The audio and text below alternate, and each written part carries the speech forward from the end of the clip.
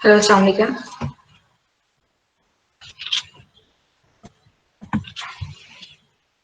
Hello everyone, my name is Asmanur and I'm part of the marketing and communication team of Formula Electric Racing NUST. Formula Electric Racing NUST is the pioneers of electric vehicles in Pakistan, and in fact it is the only team that is working on electric vehicles in Pakistan. So through our platform, we do different campaigns throughout the year, and the idea behind this campaign, FERN Talks, is to initiate dialogues and raise awareness on certain topics. We're choosing different topics every month, and for this month, we are focusing on one of the biggest crises our planet Earth is facing, that is climate change. The topic is a matter of degrees. Climate change is affecting every corner of our planet, and it is happening faster than we feared. We can already feel its consequences in terms of water supply shrinking and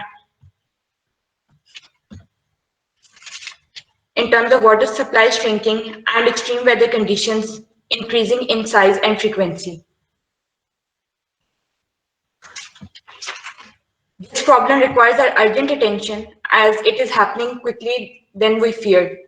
So to raise awareness on the topic, we have with us Mr. Ahmad Rafay, who is an environmental lawyer, and Ms. Aliza Ayaz. She is the United Nations Youth Ambassador for SDG 13. I would like our speakers to introduce themselves and then we can proceed with our session.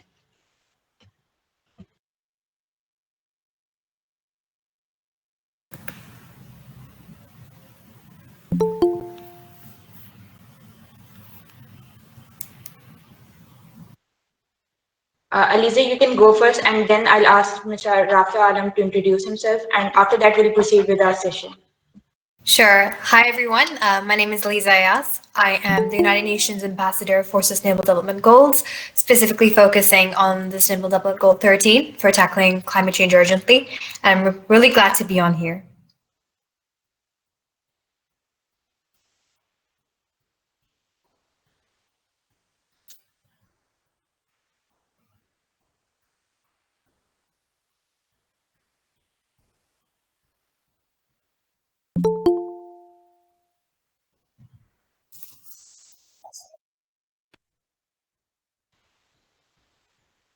Sir, would you like to introduce yourself and then we can start with our session?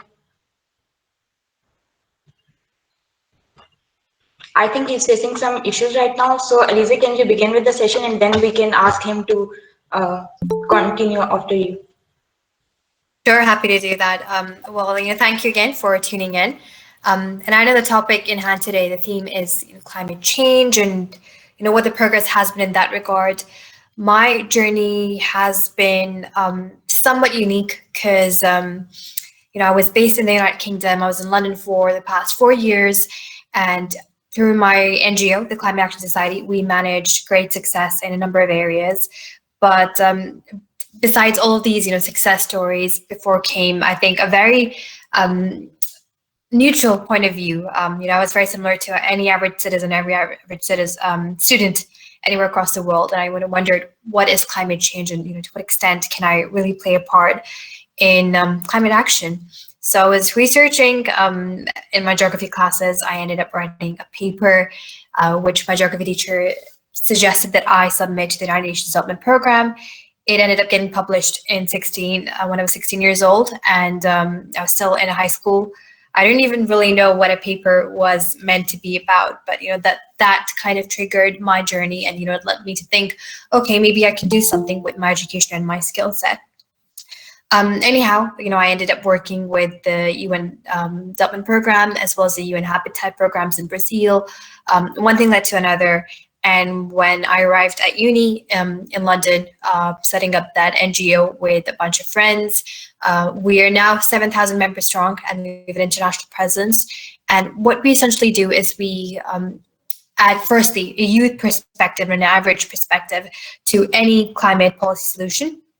And I think this is really important because you can talk about carbon tax, you can talk about electric vehicles, but how do you begin from the groundwork? So this is what we participate in. And secondly, bringing in that education awareness, which does not just it isn't just relevant to students, but it's also relevant to corporates and politicians who I'm afraid are still uneducated in this area. And we need to ensure that climate literacy is on top anywhere, and especially in Pakistan.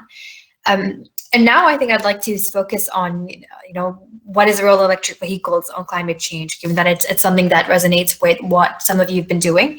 And I think several years ago, the idea of, city streets filled with entirely electric vehicles might have seemed very far-fetched.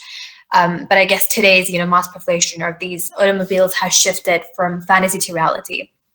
And so a growing number of them are crossing intersections, and several governments in the UK, for example, in France, they've already pledged to phase out traditional combustion engines. And just, I think 2 months ago in California, the government with Gavin Newsom went a step further ahead, and he signed what was an executive order. And he said that all new cars and trucks sold in the state must be zero emissions by 2035. And in the weeks leading up to the announcement, absolutely dozens of precedented wildfires through California tore through, and this was pushing the state to the front lines of the battle against a warning climate season. And so I think it's men and government leaders like Newsom that said we're advancing a strategy to address the climate crisis head on, and that's what we need. That's the kind of leadership that we need in Pakistan, in Saudi Arabia, in Dubai, in Paris, anywhere. It doesn't matter what continent they're from and how far behind the developing nations are in view of where the developed nations are. So while 15 years may seem like plenty of time, I think that there's so many obstacles and outstanding questions before the future of transportation goes fully green. So we're a long way ahead, as most of you know. One of these outstanding questions is, does an electric vehicle mandate does it actually help address a warming climate? And I think this was one of the issues that I faced when I was starting on our workshops at the Climate Action Society. And we were speaking to professors from Oxford, from Cambridge, from Harvard, from Yale. And, we were trying to do so, okay, how exactly and, to what extent are electric vehicles effective in reducing greenhouse gases emissions? And there was a lack of definitive answer. So it's clear that they produce less carbon dioxide emissions than, let's say, gas-powered vehicles, but how much less remains unclear. And if you don't see that tangible output, the tangible difference, why would one be willing to just transition themselves personally?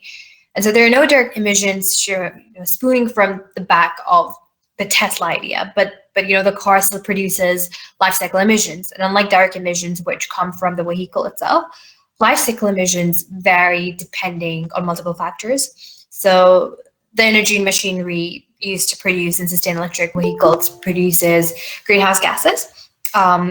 These emissions, which could be CFCs or sulfur dioxide, and they constitute the car's overall life cycle emissions. So if I decide an example, for example, coal-fired plants often provide the energy to power electric vehicles. And so we're trying to move away from that.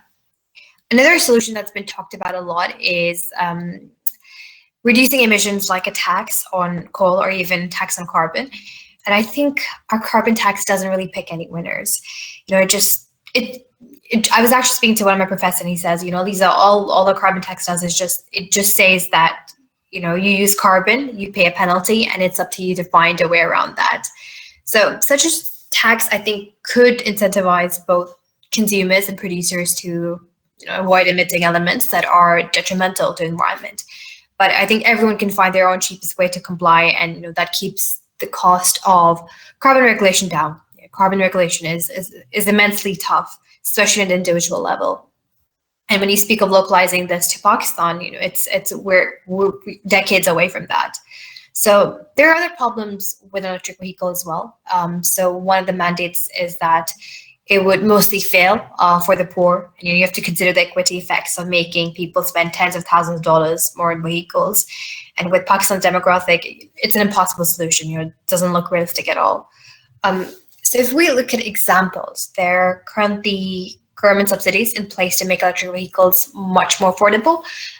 Specifically, there's something called, I think, a 7.5K tax credit for every vehicle sold in the US. But even these subsidies have fallen short. And Tesla, for instance, it raised its prices by $2,000 when it received the subsidy. So the consumer only received about $5,000 of that subsidy, and accordingly, the money often went to consumers who did not need it. So it's a little bit of subsidy for the rich in the sense that mostly wealthy people right now are buying electric vehicles anyway. So, I guess additionally, these subsidies phase out after 20,000 cars are sold, and all these manufacturers reach this threshold, prices could increase even more, making it very difficult for income earners to purchase the automobiles. And I think this is why when I speak to professors, they say, taxes on carbon, gasoline, or coal over subsidizes almost. So you can rebate some of the money from taxes back to the poor, so they're not as economically disadvantaged by the rising electricity prices. You can't do that with a subsidy. So along with the high prices, the lack of widespread infrastructure also discourages by removing the incentive. So if you're slowly diminishing the amount of incentive that any consumer would have, how can we expect them to transition to a carbon neutral lifestyle? And I think the amount of operational charging stations, vehicles per state, for example, in California again, they have tens of thousands and others, whereas North Dakota and Alaska still trying to chase up. They just have 40 in comparison. So whilst drivers can charge their cars at home, there's a low number of charging stations in many places, and this limits the automobiles to short commutes. And the deployment of charging infrastructure is ticking upwards, but the question remains whether it will match the expected growth of the market. And I think city governments are, I think they're being persuaded slowly, but the argument remains that they aren't exactly flush, with cash, but at least they can spend the cost out over many taxpayers as opposed to forcing it out on one group of people. We already know what Imran Khan's new tax policies. A lot of us are frustrated, but we think maybe in the long term it's worth it, something that should have happened. So how do you apply this, and how do we expect the general population to react to something that's a tax on electric vehicles or carbon tax? So the more infrastructure available, the easier it will be for households to purchase electric vehicles. And I think similarly, as the number of these automobiles continues to increase, prices expected to decrease as well. And this is no longer a question of if, but when. Thank you.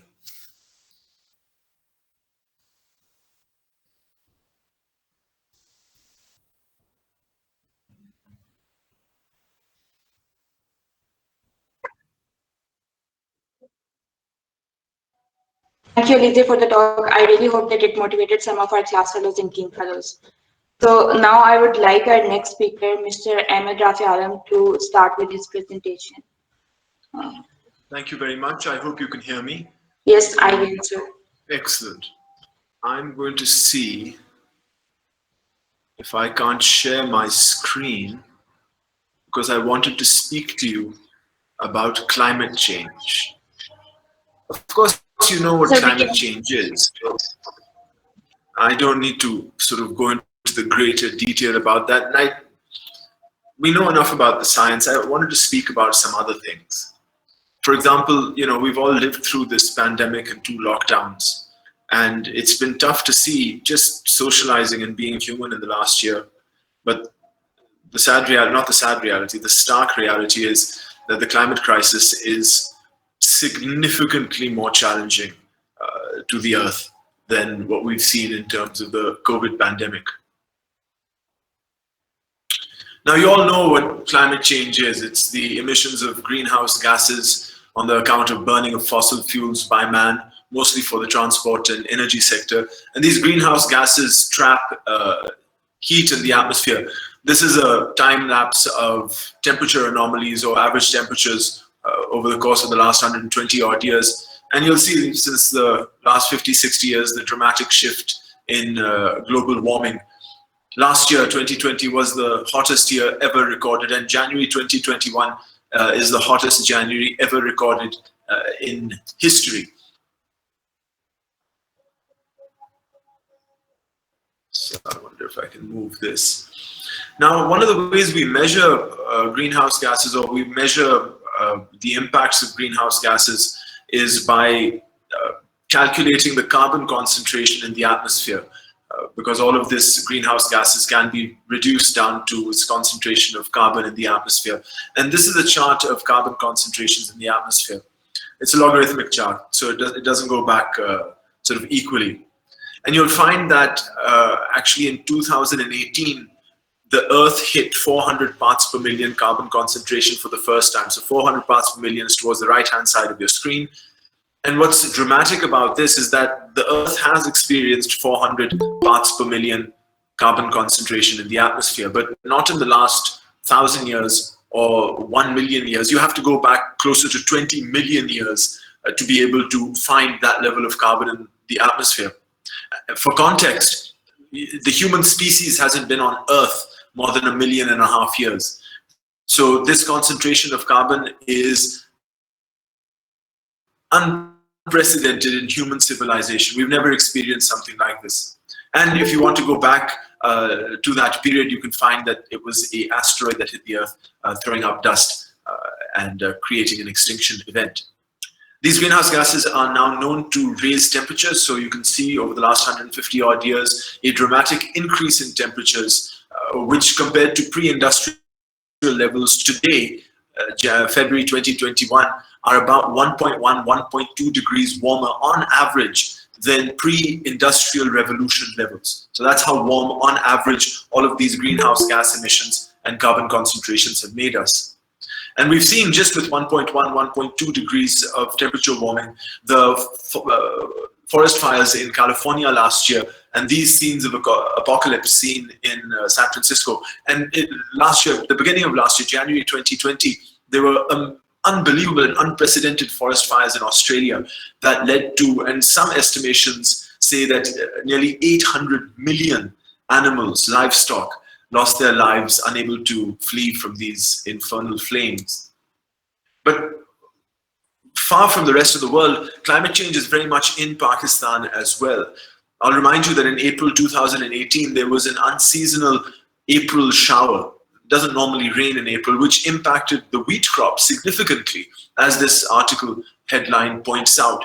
And although there have been certain politics of getting wheat in and out of the country, I will remind you that a significant part of the wheat harvest in Punjab was impacted by unseasonal rains, which did lead to a shortage of wheat the next year in 2020. About 6-7 years ago, there was a 1-week heat wave in Karachi where temperatures went about 46 degrees, just about 46 degrees centigrade, which is around about the limit of what the human body can endure. And in 1 week, over 1,400 people lost their lives. And I'm afraid that especially the way Pakistani cities are built, this is going to be one of the characteristics of how climate change impacts our urban areas. Those of you who live in Lahore will know and are familiar with Lahore smog, which for a non-industrial economy, Pakistan doesn't have an industrial economy, it has a sort of pre-industrial economy. Having these levels of air pollution is dramatic. It should have alarm bells ringing. And most air pollutants are actually greenhouse gases. So if you actually improve air pollution, you'll be reducing greenhouse gas emissions here as well. And the University of Chicago's Air Quality Life Index has estimated that people who live in Lahore have their average life expectancy reduced about 5 years on average, just because of the air pollution. And I can't think of any other non-communicable disease that has that level of burden. 2020 also saw a plague of locusts hit Pakistan. And you might wonder what locusts have to do with climate change. They're as closely connected to climate change as the forest fires in California and in Australia. Because unseasonably wet winters near the Horn of Africa have allowed locust populations to breed, unnaturally so, to these swarm and plague populations. And from the Horn of Africa, these pests ripped through territory and land, agriculture, through Pakistan, Sindh, Punjab, bits of KP, and into India as well. So much so that Pakistan actually declared a national state of emergency on account of this climate event just last year. And who can forget, in July of 2020, 8 inches of rain fell in Karachi, the metropolis of Pakistan, over a 2-day period, crippling the financial hub of the country for about 2 weeks. That was also a climate event. And so you can see that climate change is not something that is going to happen. It's very much here, and we're beginning to suffer its impacts. In order to sort of control climate change or do something about it, the international community met together in 1992 under what's known as the United Nations Framework Convention on Climate Change, the objective of which was to stabilize greenhouse gas concentrations. so that they be at a level that would prevent dangerous anthropogenic, which is human interference with the climate system. And this stabilization vision of the UNFCCC was sought to be put into action through a document called the Kyoto Protocol, which set these binding limits on the parties to the UNFCCC, the global community, binding limits of how much greenhouse gases or how much carbon they could produce, so that the world would not increase beyond 2 degrees of global warming compared to pre-industrial levels through the course of the 20th century. That was the ambition of the Kyoto Protocol. But even at 2 degrees, there were the small island states who said, like the Maldives, for instance, who said that even at 2 degrees, they would literally drown. It was not good enough to try and stabilize greenhouse gases at 2 degrees for the small island states. And in a remarkable bit of international diplomacy, managed to change the ambitions of the UNFCCC in what's known as the Paris Agreement, which sets these voluntary targets for countries, or what's known as nationally determined contributions, NDCs, in the hope that we can keep within 1.5 degrees of warming compared to pre-industrial levels within this century. But remember, we are at 1.1, 1.2 degrees today in 2021. Because the sad fact is, since the UNFCCC was signed, more greenhouse gases have been emitted since were emitted by man before. The international agreements haven't worked. They haven't stabilized greenhouse gas emissions. It hasn't worked at all, as a matter of fact. And what we're beginning to see now are these doomsday scenarios of flying through 1.12 degrees of global warming by the end of this decade, and hitting maybe 3 degrees of global warming by 2050, 2060, and as much as 4 degrees by the end of the century. And you have to understand that these aren't just random figures, because there is no safe amount of climate change. We're seeing unprecedented forest fires at 1 degree of warming. The difference between 1.5 degrees and 2 degrees of warming has been estimated to be about 150 million deaths, mostly in Asian and African cities on account of air pollution associated with the greenhouse gases. 150 million people is more than 4 times the number of people who died in World War I and World War II put together. And we're expected to shoot through 2 degrees of warming by the end of this decade. By this decade. Beyond 3 degrees, agriculture will become difficult. Trees won't be able to grow. And we'll begin to see, we'll begin to see the systems that we have relied upon, the natural resources that we have relied upon to provide stability to our civilization begin to collapse. Human civilization will go from a stable mode into a crisis and survival mode unless we do something about the climate crisis. And by do something, even the head of the United Nations has said that it would require nothing short of an unprecedented change in our economic and social systems to be able to reduce greenhouse gases in a way that would keep us between 1.5 degrees and 2 degrees of warming, as the rather dramatic gradient of greenhouse gas emission reductions in this chart indicates. We'll have to change the way we live, in other words, very, very dramatically and very, very quickly. So, what do we do about the climate crisis? I'm asked again and again. And I want to say that the climate crisis isn't something that you and I can do something about, because it's not about individuals. The climate crisis, we're here because of the failure of systems, not individual failures, system failure. There are systems that drive the climate crisis, and I want to put to you that these systems are capitalism, patriarchy, consumerism, and the fossil fuel economy. And before you start accusing me of political partisanship or feminism, let me explain these terms. Because capitalism isn't just an economic system, it is an unaccountable exploitation of resources that's allowed. Because look, if you do a historical survey, as was done by The Guardian in this headline, you'll find that through the course of history, only 90 companies are responsible for nearly 2/3 of historical greenhouse gas emissions. And I find it perverse that a system of capitalism and the unaccountable extraction of resources that it allows would permit so few people to make so much money, gambling the future of our civilization. And so what I suggest is a system of business, an international system of business that brings accountability to the exploitation of resources and human labor, without which we will go continually binding into this climate crisis. Patriarchy, again, is a system where the man is at the head of the entire economic consuming system, and that creates a systemic discrimination against women in all spheres of life. But remember, it is a system for the consumption of resources. Consumption is the third driver. Do you need to have coffee? It's not indigenous, it's flown in from somewhere else. It takes nearly 20,000 liters of water to produce a kilo of coffee.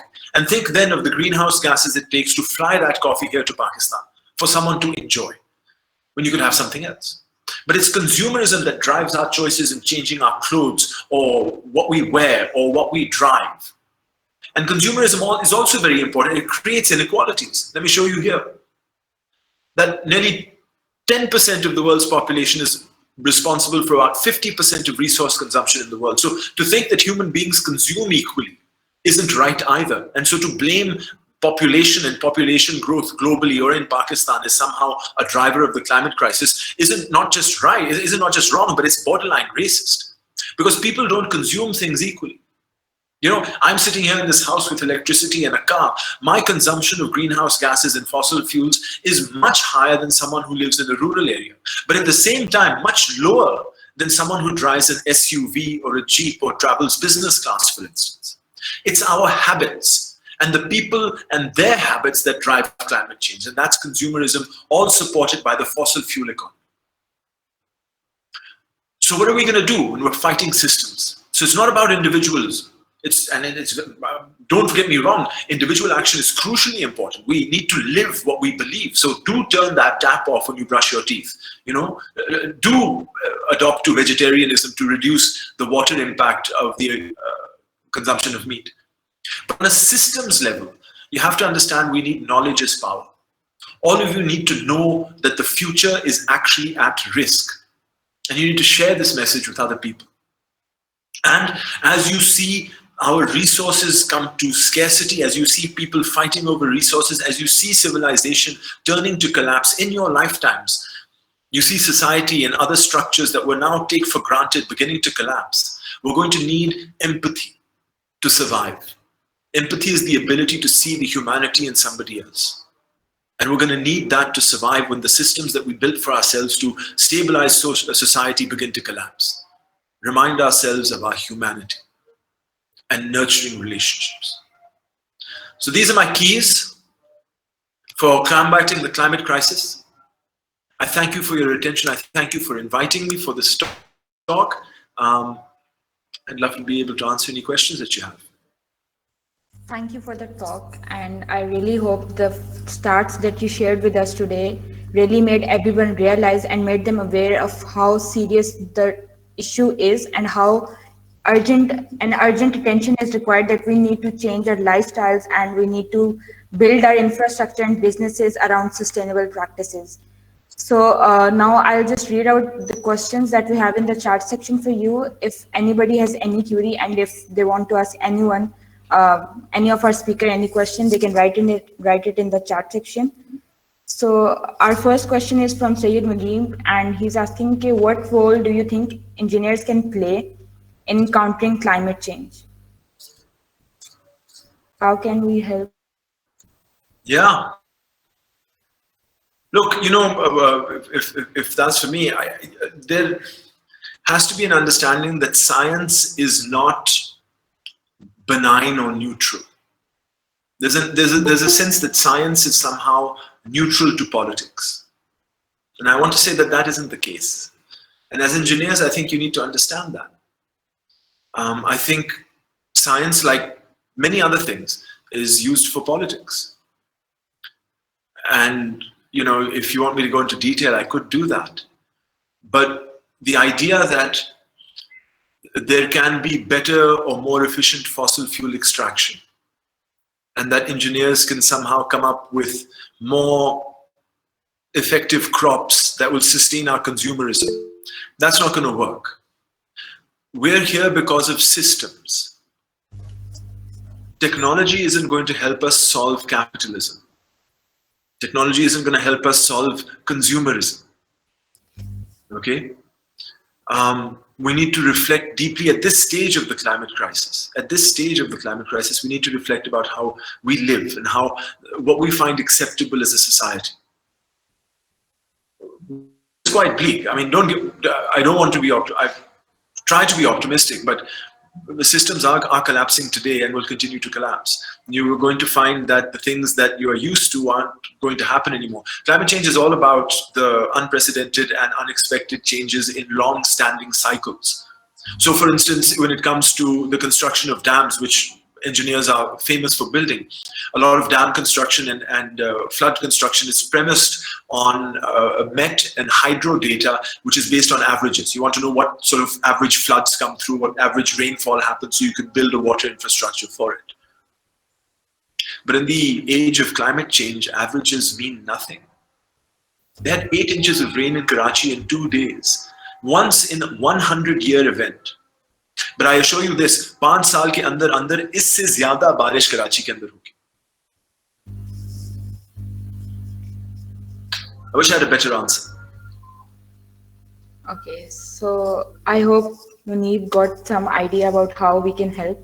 So next question is from Syed Mudassir Iftikhar, and he's asking what do you think that implementation of electric vehicles around the globe can help in reducing carbon emissions?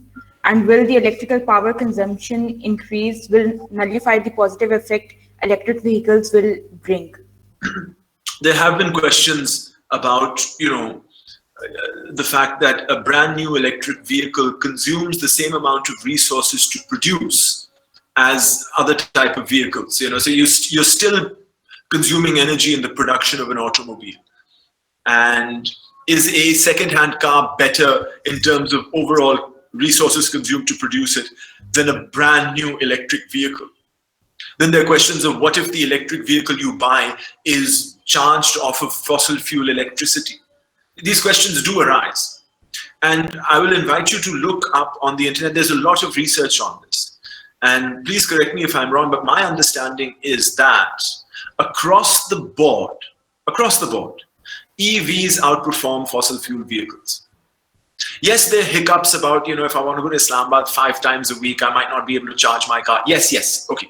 Then you're an exception to the rule because not everyone goes to Islamabad 5 times a week. Granted that, across the board, it is more sustainable and consumes fewer resources to build and to run in the long term. That said, cars generally aren't the solution. Cars we need because we build cities that have great distances. We have great distances in our cities because we have city planners that want to distance industrial activity from residential activity, from academic activity. But in the history of cities, that's never been the case. All activities have been together, respectful to the environment and to one another. But when you have smaller, more compact cities, which go upwards, incidentally, rather than stay small and thin, you don't have very large distances. You don't need cars. And so there's also this question of electric vehicles being fantastic in terms of reducing carbon emissions overall and improving air quality. But is that the world you want to live in, which has motorways and highways that kill children? Maybe not. Maybe we want safer cities.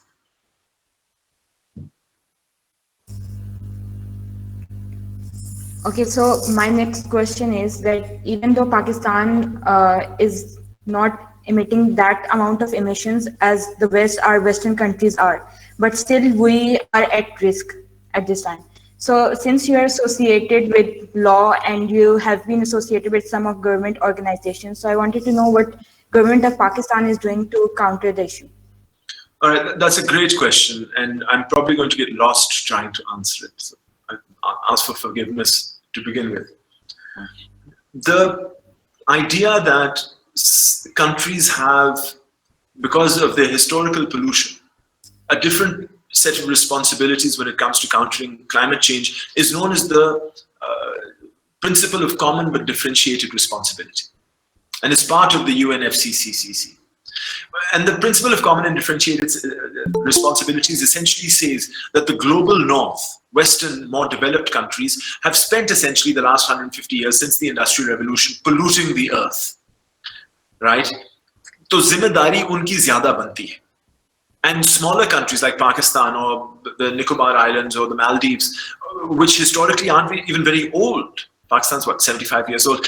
They haven't polluted that much, and so their responsibilities are different. and the two responsibilities that we talk about in climate change are known as mitigation, which is reducing your greenhouse gases by either decarbonizing or going into renewables. And the other responsibility is called adaptation, which is preparing for climate change, making the necessary adjustments. And yes, you're right, Pakistan is vulnerable to climate change, and Pakistan is not a great greenhouse gas producer. Okay?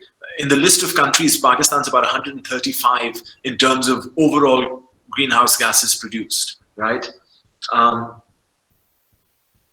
But the UNFCCC, which sets up this principle of common and differentiated responsibilities, was signed in 1992, when the hope was we'd be able to keep the planet from warming 1.5, 2 degrees, right? But wo duniya badal gayi hai, 25 saal baad, we are missing those targets. And yes, it is absolutely crucially important to develop, to extract a historical equity out of the global north so that they are made responsible for the historical pollution that they've caused.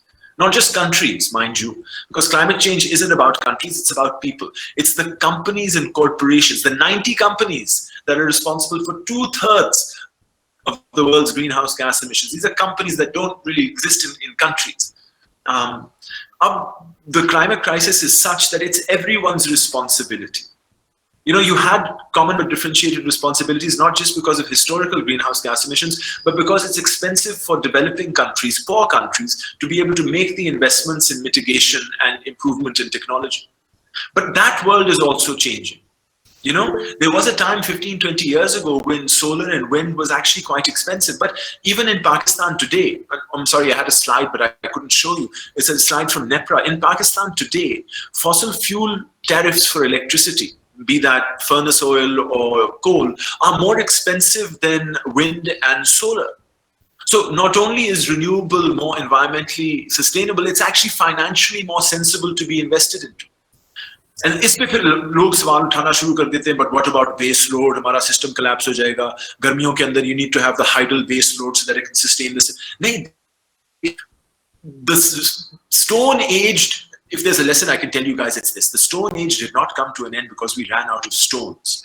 If you think we can continue the future of Pakistan based on a 50-year-old grid system and transmission system, you're mistaken. The future is decentralized, solarized grids. Okay, you can't get juice out of this purana sa system. इस system को चलाने के लिए आपको furnace oil की जरूरत है, आपको बड़े-बड़े dams की जरूरत है. But इस वक्त solar क्या है? Solar तो घरों में लग सकता है. You don't need to have a big grid system in residential areas anymore. You can operate housing schemes and schools and universities off of solar. कीमतें भी कम हो गई हैं batteries की. So, you know,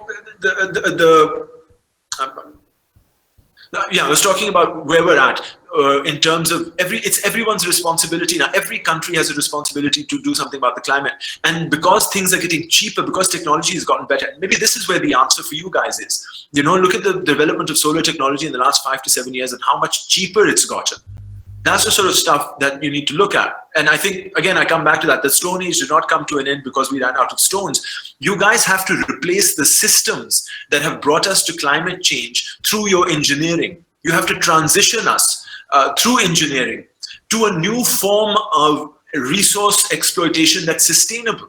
Because engineering is not neutral. It is used for politics, and you must remain aware of that and use your engineering for the politics against the climate crisis.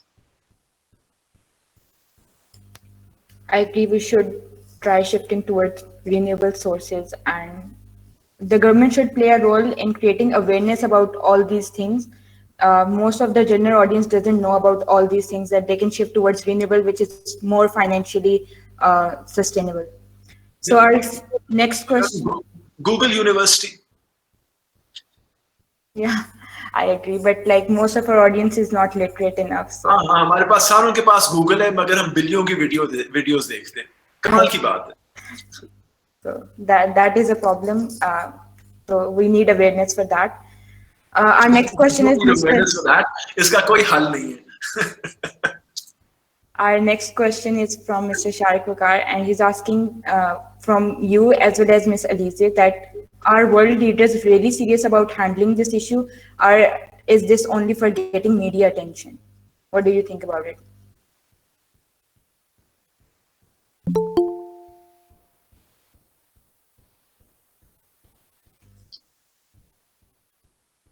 Can you hear me right now?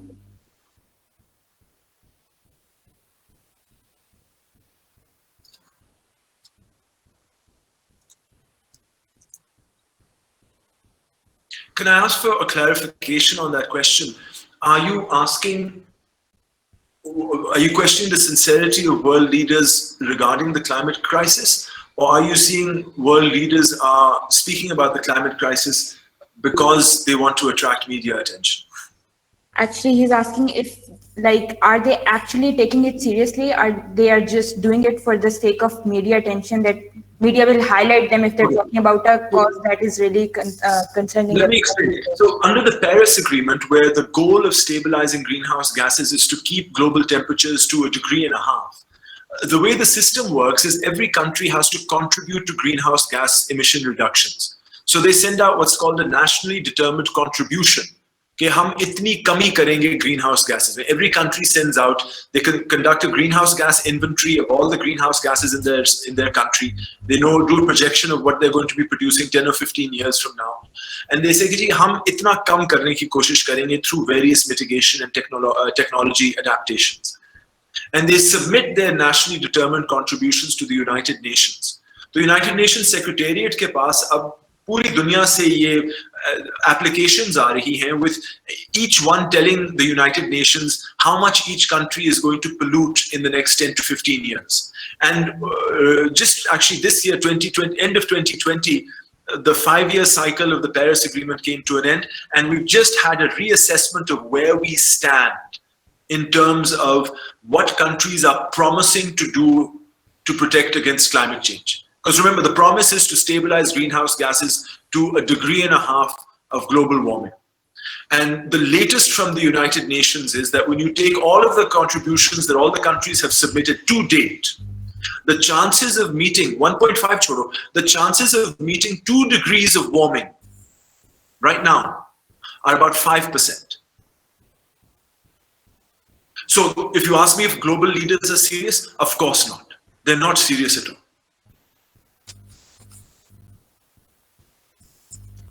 Would you get on a plane that had a 5% chance of going somewhere? I mean, think about it. It's absolutely ludicrous how serious the climate crisis is. Exactly. And he's also asking if, as you were talking about, that we should turn off our tap while we are brushing. So he's asking, how can we convince everyone around us that they should take this approach in their life? Like, it's very difficult to convince everyone, especially in Pakistan, that they should be careful with water or everything, and it's how this whole thing is affecting our planet. So what do you think? How can we raise awareness, and how can we actually convince them? Well, I hope my talk's made a difference. And if it has, that's one way you can make a difference, by telling other people. People aren't going to figure this stuff out themselves. I didn't hear about climate change when I was studying. I was 35 years old when I heard for the first time about climate change. Ye cheez kya hai? I didn't go to university to pick up these statistics. Google University Zindabad, right? So and I'm glad that we, being the students of university, we realize that this is a concerning issue for all of us. I think it's better that kuch log the jo jinhone, when they were in their 30s, they realized that how important this topic is and how serious it is.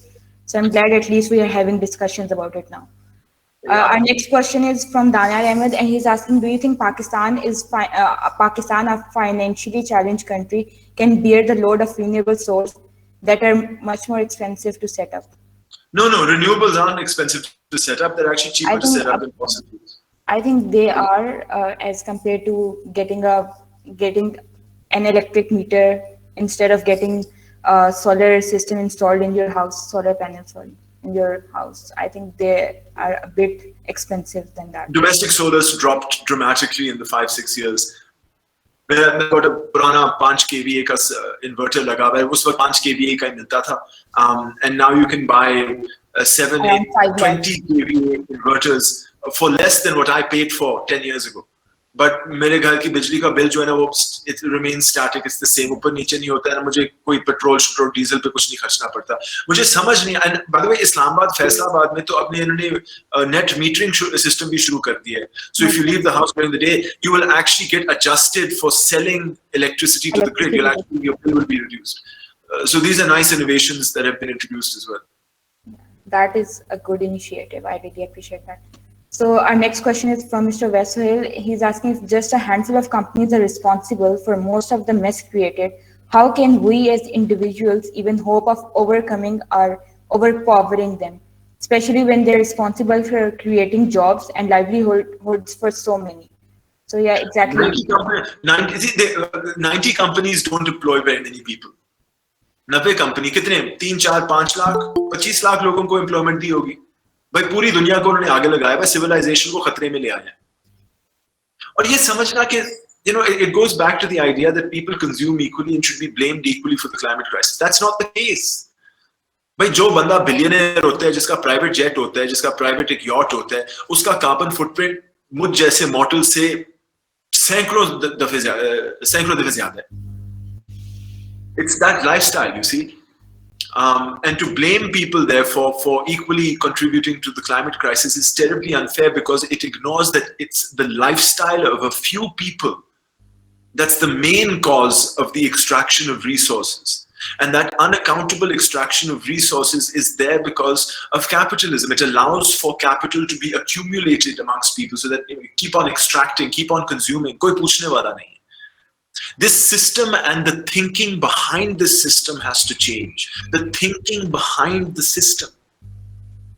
It's not enough to have electric vehicles. We have to change the way we live in cities. We have to change how we design cities. Ye bade sawal hain. These are big structural questions.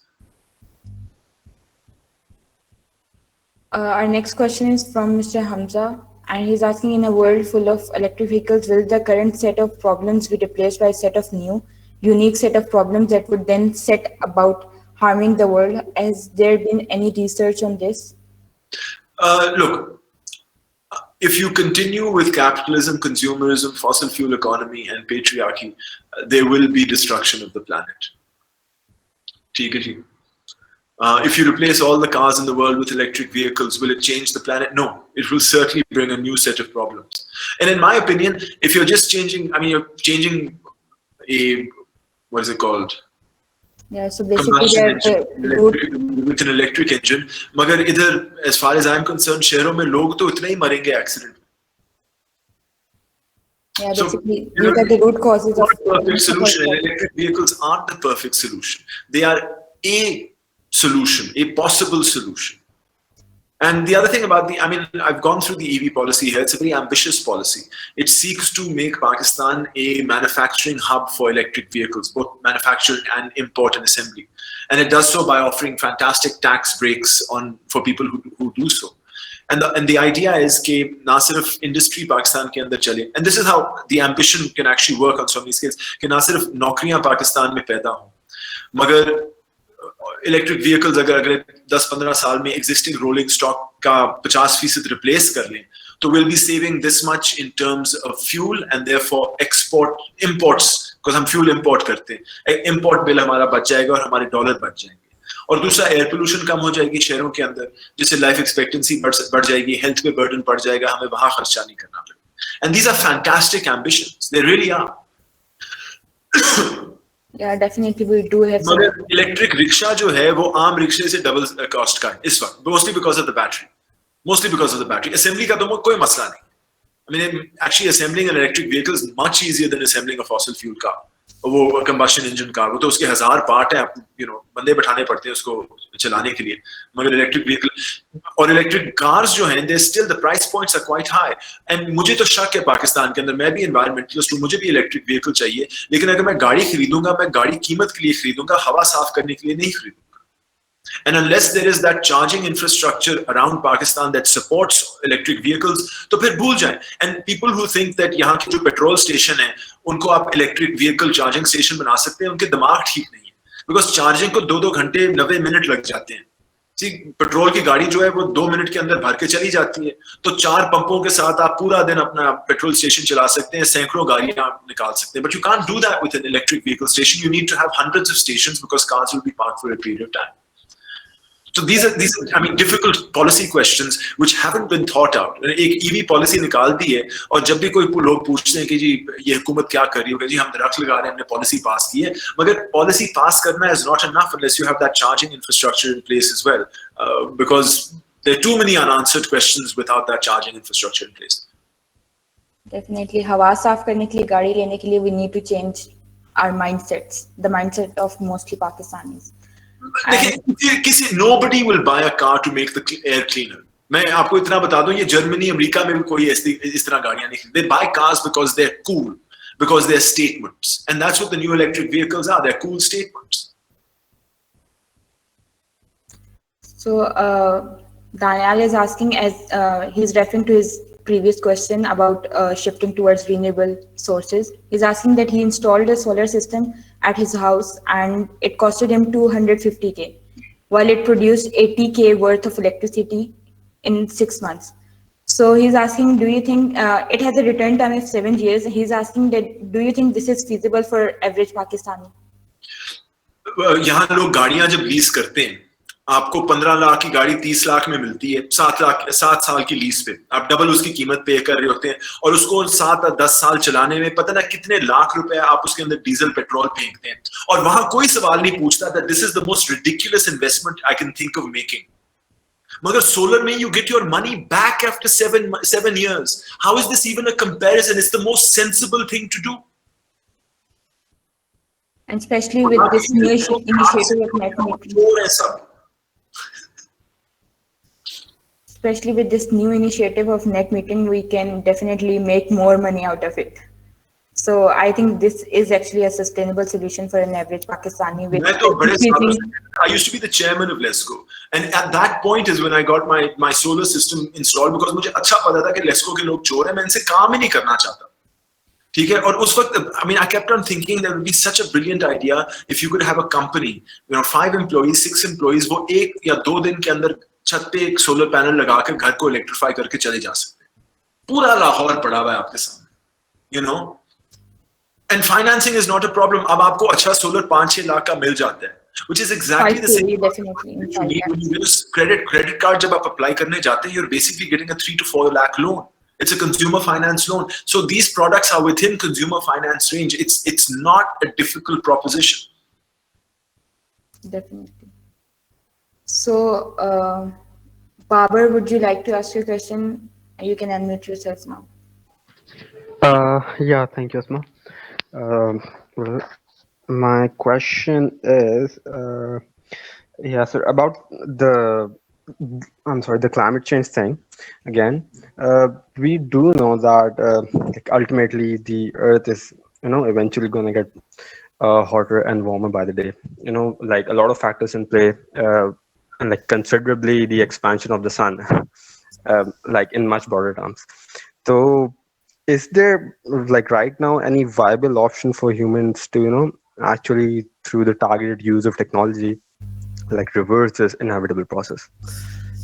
Like considering that, a timeline of about 100,000 years from now, and this is like the timeline in which scientists actually speculate where Mars might be in a habitable zone, and the Earth would ultimately be too warm for a normal habitat. Babar, if you get to that, abhi 100,000, actually the time frame that you're talking about for these sorts of changes in the solar system are in the hundreds of millions of years. And there's a big difference in the solar system collapsing or the stars collapsing into a black hole and sucking in the solar system with them, on the one hand, and human-induced greenhouse gases accelerating global warming at an unprecedented level, which is caused by human activity on the other hand, which is bringing global ecosystems to collapse today. We are not just at the verge, we are in a ecosystem collapse. We are in the 6th global extinction. Look it up. There have been 5 extinctions on Earth throughout history. And we are now in the 6th, officially the 6th extinction. No number of species have died out as rapidly as they are dying out today. हमारे अगले 100-150 साल मुश्किल है, let alone the next 100,000 or 100 million years. And this next 150 years is entirely our own fault, done because of unaccountable capitalism, consumerism, patriarchy, and a fossil fuel economy. It's not the stars colliding and collapsing into each other.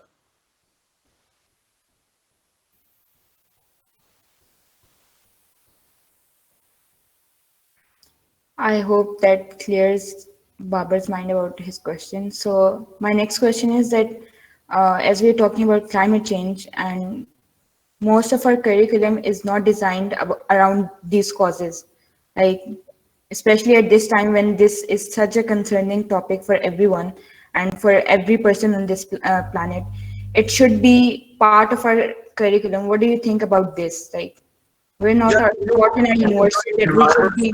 Now for about 15 years. So I started off focusing on the environment in the mid 2000s. हमारा माहौलियाती कानून जो है वो 1997 का है. So the law wasn't 10 years old when I started sort of focusing my legal practice on environmental issues. और फिर जो environmental दुनिया के अंदर लोग होते हैं, the health and safety people, the environmental consultants and so on and so forth, उनसे मिलना शुरू किया. And I had a couple of observations. वो ये थी कि जब ये काम मैंने शुरू किया और इन लोगों से मिलना शुरू किया, there were very few people who were qualified educationally within Pakistan with backgrounds and degrees related to environment sciences or engineering.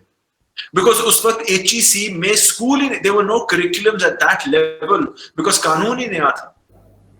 फिर आहिस्ता आहिस्ता departments बने, university के वो schools बने, and in the 15 years that I've been practicing, I have not just seen a generation of people be educated in Pakistan on environmental sciences, and now even social sciences focusing on environmental issues. There are anthropologists and sociologists looking at development issues as well. There are people not just graduated with academic qualifications, but there are people now with 5 or 10 years work experience on environmental issues as well. So there is a huge change in people's understanding of environmental issues that I've seen in my own lifetime before my eyes change dramatically on account of changes in the curriculum and so on and so forth. So you are all part of that change. You have to understand that. And I would say it's incumbent on you to push that change even further down. I mean, my daughter's 15 years old, and I'm thrilled at the fact that in her biology and geology and geography courses, she's doing things that I was never even taught about the environment and sustainability. So वो चीजें अब आ चुकी हैं, मगर इनको bake करके इनको तैयार करने में ये मिनटों का वक्त नहीं, ये सालों का, सदियों का वक्त है. And in many cases with the environmental crisis, I say that we don't have the luxury of that much time. We really need to do all of this much more quickly. But I'm very positive at the immense amount of change and appreciation of the subject and the capacity that's developed in Pakistan over the last 20 years. Okay, so I think we're done with questions. If anybody has any question left, they can ask, and then we'll end the session.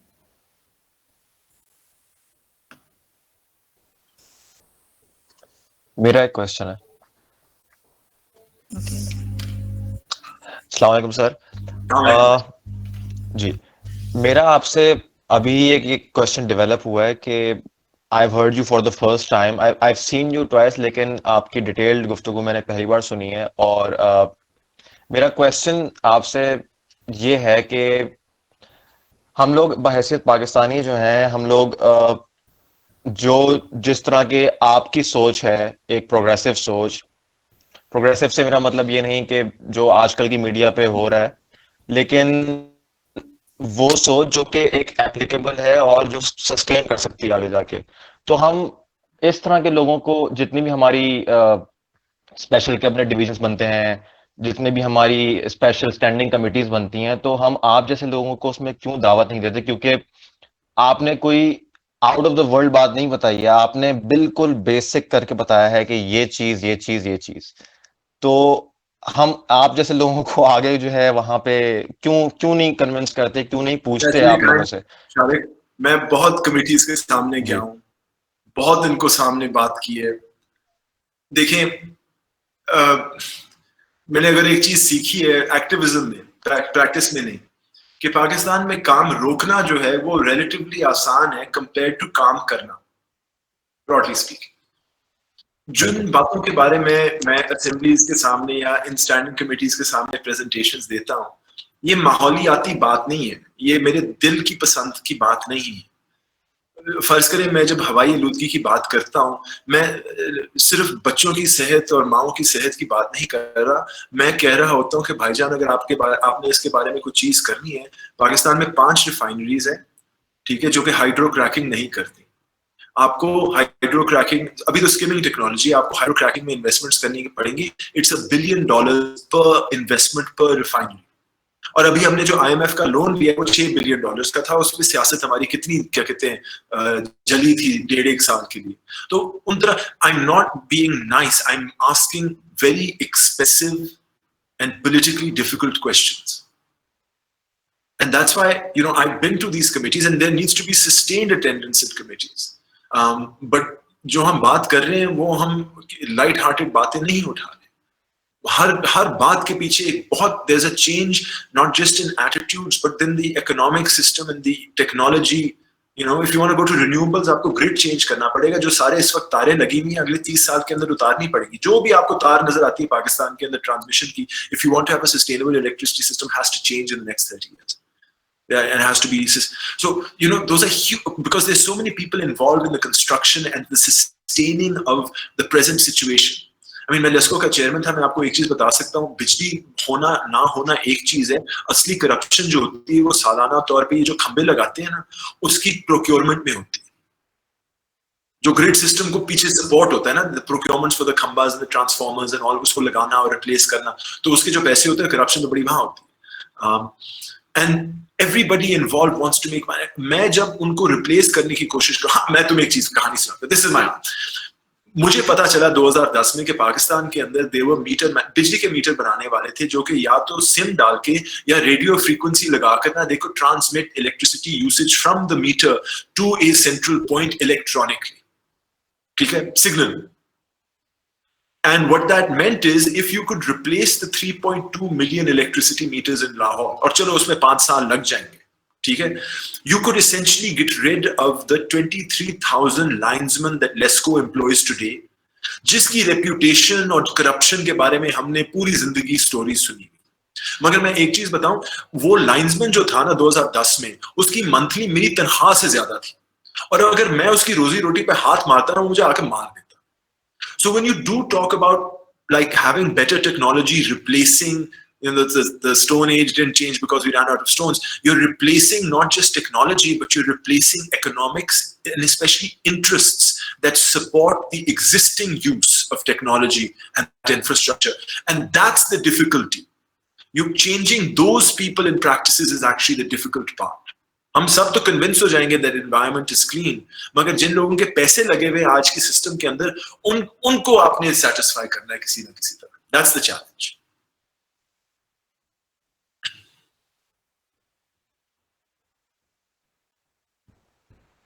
I think that's all for today. Thank you for joining us, and I'm glad that we could do this virtually. It would be better if we could do this in person, but still, I'm glad that we did it in. I am willing to speak to you on environmental issues anytime you ask me. I am open. If any of you have any questions, please get through the coordinator, send me an email. I would be more than willing to speak to you about this and share what I know. Thank you. Thank you for your time, and Allah Hafiz. Thank Thank you for joining, everyone. Allah Hafiz. Allah Hafiz.